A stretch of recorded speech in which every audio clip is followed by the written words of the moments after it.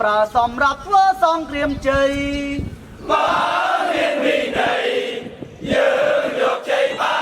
នកងទ័ពគ្រប់ប្រានចងចាំគ្រប់គ្នាអូយពេកងទ័ពខេមរាបាត់ប្រាជ្ញាគោរពបញ្ជា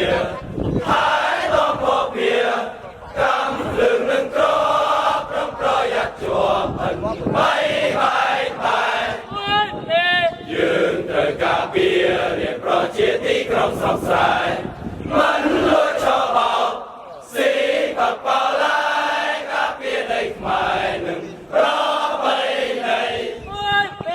យំជាមិនទេពេលព្រឹងងាយមិនចោលកន្លែងស្រឡាញ់មិត្តភក្តិ